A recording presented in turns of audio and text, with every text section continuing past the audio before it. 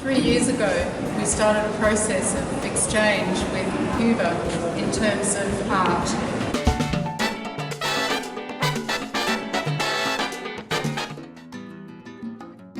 The whole thing started its life in about 2012, 2013. We have to take it back to Liz and Lloyd Horn's visit to Cuba. And they went to an exhibition at the Taller Grafica Contemporary Gallery in Havana, where they happened to buy a whole series of prints from an artist that they'd never met. Lloyd and I got talking and started saying, what if we did an exhibition of these works? And we invited these artists to come over, and they did a residency.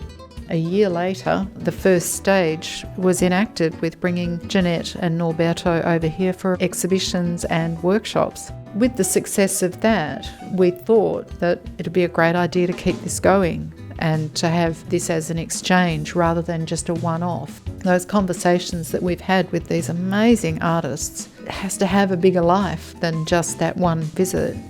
That international exchange is something that I see as critical to the way that we see the world and the way that we make art that talks about the world.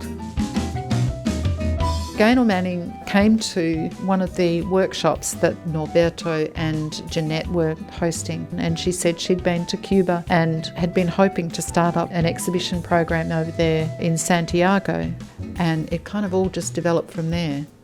There were a number of reasons for pushing it, because first of all, the artwork was just so significant and so interesting. And the idea that Cuba has been in like a time warp for over 50 years meant that whatever you're seeing in Cuba has been kind of brewed and percolated in Cuba.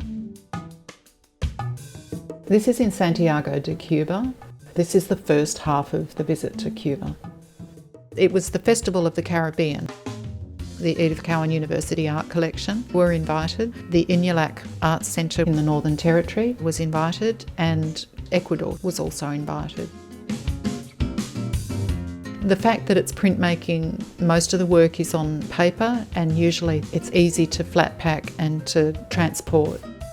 I had invited a couple of artists from Wiluna to put artworks in, so the Western Desert works, so we would have a greater representation because we didn't have that many of those in the collection. And some of the Edith Cowan University staff were invited to put a few. The Iñilac Indigenous artists Virgil and Roland were doing workshops while they were there as well, so silk screening and that kind of thing. Iñilac is the Indigenous centre in the Northern Territory. They had a very big presence in this exhibition. This is Armando. He was like the project manager there. He was a really useful connection. He actually even met us at the airport when we arrived. He was incredibly helpful. Ernesto is one of the helpers there in the gallery, and he's actually a very promising young artist. It all came together. The opening night was an absolute hit. It was incredible. People were really, really interested in the Indigenous art. That symbolism, that iconography seems to be really fascinating to them.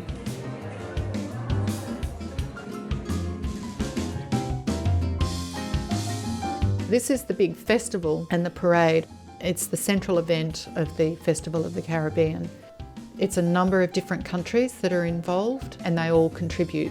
It's an amazing event. The whole city turns out for this, and all these people from these outlying regions and other countries nearby come in for this festival. So that was why it was such a big deal to be invited to be part of it. This is right in the heart of Santiago, the most beautiful architecture. Santiago de Cuba is an incredibly poor area.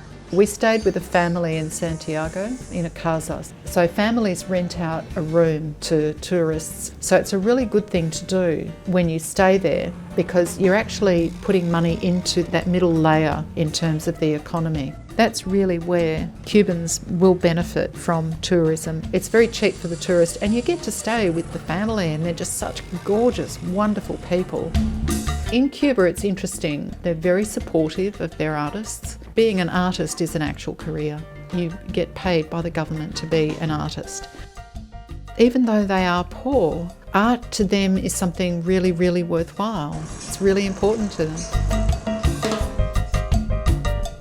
This is old Havana. The architecture is awe-inspiring. A lot of it is in ruins, and people live amongst the ruins.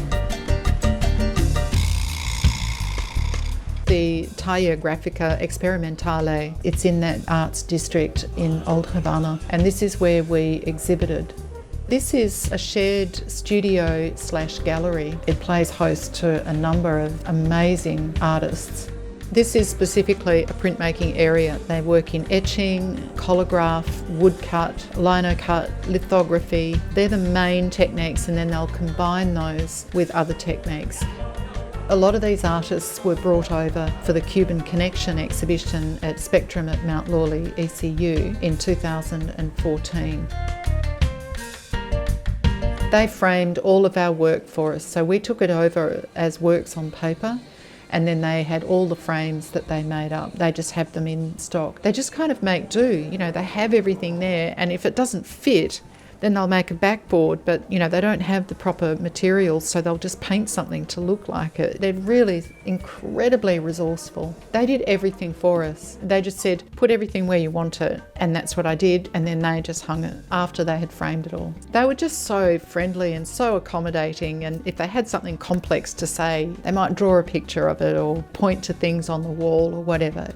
There are always ways of communicating, but for the opening night speeches at the Taller Grafica, I would just say a few sentences, and then Janette would step in and translate those few sentences, and that's how we got through. Norberto Marrero and Janette Brossard, they're a husband and wife artistic team. They've developed a really interesting career, but they're primarily printmakers. Norberto also works in sculpture. This is Janette's work. She was doing this series of dogs. She's a mad dog lover. You can see the similarity of this style. Not only is it because it's a woodcut, it's just that internal kind of reference between artists. Norberto is quite an accomplished artist bookmaker. He hand prints these in the Taller Grafica gallery. He does actually have a studio in Guanabo. It's government owned. The space is not ideal because it leaks so badly, but he does most of his print work in the Taller Grafica in central Havana because the equipment is a lot better there. This is like a small arts district within Old Havana, an artist's quarter, if you like. So they paint on anything they can find, they make art out of anything they can find. They're the most resourceful people. This is Carlos del Toro. He's one of Cuba's most prominent painters at his home in Havana, which also has his studio. He was my first choice for the NAIDOC project. And he talked very eloquently about what the paintings were about, and the symbolism was very, very powerful. And it talks about a lot of the kind of sites in the city, like the Malecon, the 8.5 kilometre seawall, which features in a number of his works. So they are very pertinent and relevant to Cuba, and in particular to Havana. This is Ibrahim Miranda's studio in Havana. These are his studio assistants who were showing us his artworks. We had got to know him over at the Taller Grafica. We were invited to look through his studio at many, many years of work, which was extraordinary.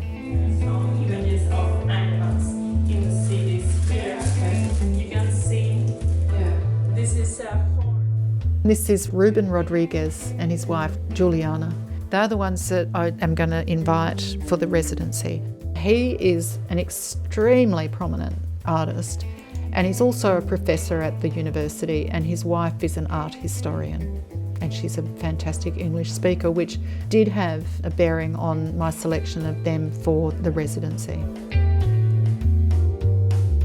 He works in ceramics, in painting, and in printmaking. So he repurposes objects as well. Ruben also has some really interesting collections like the crucifixes. These are all made by different artists. It's like a who's who of Cuban artists represented in here.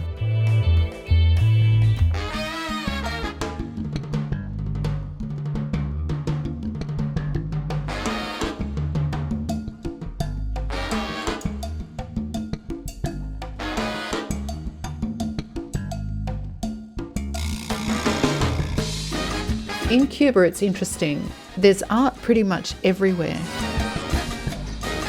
There's art in the streets, there's music in the streets. There's just always something going on.